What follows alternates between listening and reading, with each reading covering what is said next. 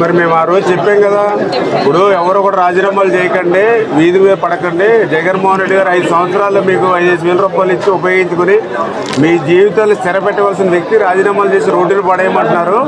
మళ్ళీ మేము వచ్చాక శాలరీలు పెంచుతాము, వ్యవస్థను కంటిన్యూ చేస్తామని చెప్పామా లేదా? అలాగే నేను కూడా గట్టిగా చెప్పాను కదా. మరి మా మాటలు నమ్మాలి కదా మీరు. వాళ్ళ బలవంతం చేస్తే,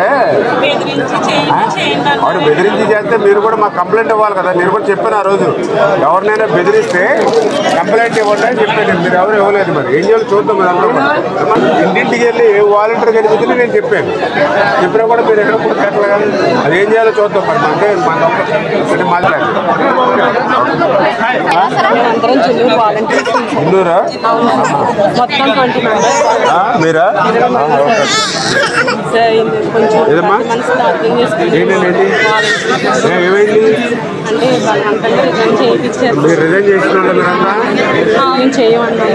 మరి చేయకూడదు కదమ్మా. అదే ఎంత బలవంతం చేసినా ఇప్పుడు ఎవరు బలవంతంగా ఎందుకు చేస్తారు? మీరు మిగిలిన వాళ్ళందరూ ఎందుకు చేయలేదు? మీరేందుకు చేశారు? ఎలా కదమ్మా. ఇప్పుడు నాకు పాలకొల్లు నియోజకవర్గంలో 1600 మంది వాలంటీర్స్ ఉన్నారు. అందులో చేసిన నాకు తెలిసిందే 150-200 మంది చేశారు. మరి మిగిలిన వాళ్ళు చేయలేదు. మరి మీరెందుకు చేశారు? ప్రతి ఇంటికాడ కూడా వాలంటీర్ కనిపించడం వల్ల చెప్పండి, మెసేజ్ ఇచ్చాం. ఇప్పుడు రాజీనామా చేసి వచ్చారు. ఇప్పుడు ఏం చెప్తాం మనం?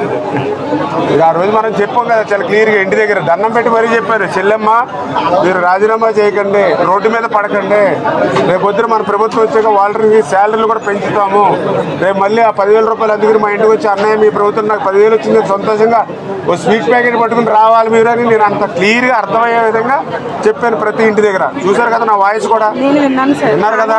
విన్నప్పుడు మీరు ఏం చేయాలి? మన ఎమ్మెల్యే గారు కంటే నమ్మకస్తులు మీకు ఎవరుంటారు ప్రపంచంలో? మీరు ఉన్నప్పుడు ఏం చేయాలి? మీరు వీళ్ళ మాటలు ఎక్కలేదు, ఎమ్మెల్యే గారు ఉన్నారు అని మాకు ఉండాలి. మీరు ఎవరు చేయలేదు, మీరే చేశారు అనవసరంగా. టౌన్లో ఉంది అక్కడక్కడే చేశారమ్మా, అందరూ చేయలేదు. ఇప్పుడు మీకులాగా స్టేట్లో చేసిన వాళ్ళు ఉన్నారు. అంటే ఇది పాలసీ మ్యాటర్. ఇది రాష్ట్రంలో ఏం చేయాలో ఆలోచిద్దాం.